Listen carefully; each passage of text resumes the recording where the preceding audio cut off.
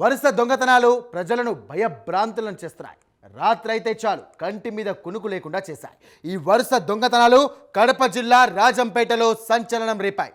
అయితే ఈ ఘటనలకు పోలీసులు చెక్ పెట్టారు. వరుస దొంగతనాలు చేస్తున్న దుండగుల ఆట కట్టించారు. ఈ ఘటనపై స్పెషల్ స్టోరీ మీకోసం.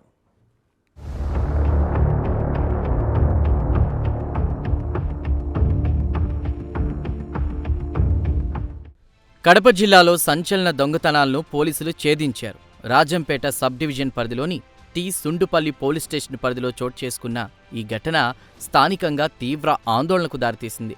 వరుస దొంగతనాలతో ప్రజల్లో భయం నెలకొన్న నేపథ్యంలో పోలీసులు ప్రత్యేక దృష్టి సారించి దర్యాప్తు చేపట్టారు. ఈ దొంగతనాల్లో ఓ మైనర్ బాలుడు ఉండడం ఆశ్చర్యాన్ని రేకెత్తిస్తోంది. అయితే మైనర్ బాలుడితో పాటు మరొక యువకుడిని పోలీసులు అరెస్ట్ చేశారు.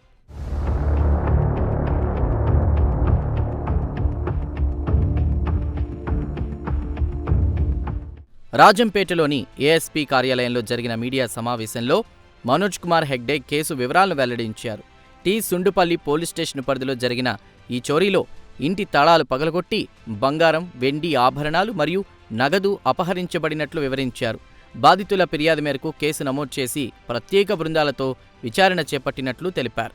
దర్యాప్తు క్రమంలో సీసీటీవీ దృశ్యాలు, అనుమానాస్పద వ్యక్తులను గుర్తించినట్లు పోలీసులు గుర్తించారు. అనుమానితులను అదుపులోకి తీసుకుని విచారించగా నేరాన్ని ఒప్పుకున్నట్లు వెల్లడించారు. అరెస్టు చేసిన వారిలో ఒకరు మైనర్ బాలుడు కాగా మరొకరు యువకుడు ఉన్నారు. వారి వద్ద నుంచి మొత్తం 110.5 గ్రాముల బంగారు ఆభరణాలు, 11.80 గ్రాముల వెండి వస్తువులు, 9,990 రూపాయల నగదు స్వాధీనం చేసుకున్నట్లు తెలిపారు. స్వాధీనం చేసుకున్న వస్తువులను సీజ్ చేసినట్లు పేర్కొన్నారు.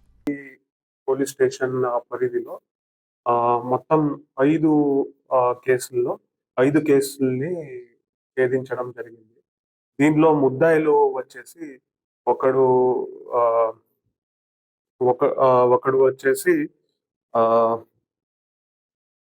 సాంబశివ, కోటకొండ సాంబశివ అనేది అతనికి 19 ఏళ్ళు. ఇంకొకడు వచ్చేసి చట్టంతో సంఘర్షణ పడిన బాలుడు, అతనికి ఇంకా 15 సంవత్సరాలు. సో అతన్ని జ్యువెనైల్ జస్టిస్ బోర్డుకి అందజేయించడం జరిగింది. అలాగే దీనిలో మొత్తం కలిపి 4 హౌస్ బ్రేక్లు జరిగాయి.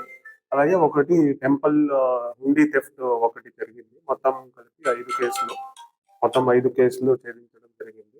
దీనిలో బంగారు విలువ 110 గ్రాములు, అలాగే వాటి విలువ 5,42,000. ఇప్పుడు ప్రస్తుతానికి దాని వాల్యూ అయితే ఇంకా ఎక్కువ ఉంటుంది. అలాగే వెండి వస్తువుల బరువు వచ్చేసి 11 గ్రాములు.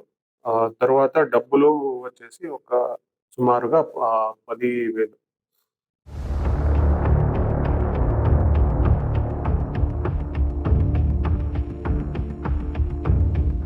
నిందితులను రిమాండ్కు తరలించినట్లు ఏఎస్పీ తెలిపారు. మైనర్ బాలుడిని జ్యువెనైల్ న్యాయ ప్రక్రియ ప్రకారం వ్యవహరిస్తామని స్పష్టం చేశారు. చిన్న వయసులోనే నేరాలకు పాల్పడడం ఆందోళనకరమని, తల్లిదండ్రులు పిల్లల ప్రవర్తనపై అప్రమత్తంగా ఉండాలని సూచించారు.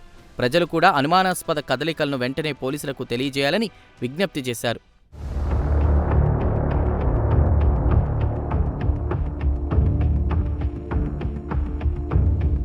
ఈ కేసును వేగంగా ఛేదించిన టి సుండుపల్లి పోలీస్ స్టేషన్ సిబ్బందిని ఏఎస్పీ అభినందించారు.